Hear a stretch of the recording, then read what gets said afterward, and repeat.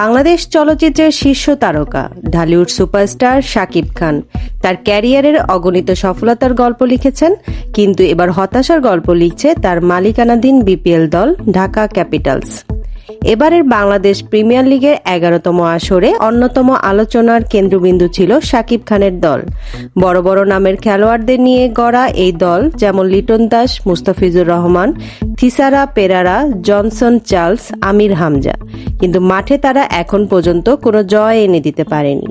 30 December Rangpur রাইডার্সের বিপক্ষে প্রথম ম্যাচে হারের মাধ্যমে যাত্রা শুরু করে ঢাকা ক্যাপিটালস। 40 রানের বিশাল ব্যবধানে এই হার যেন শুরু করেছিল ব্যর্থতার ধারাবাহিকতা।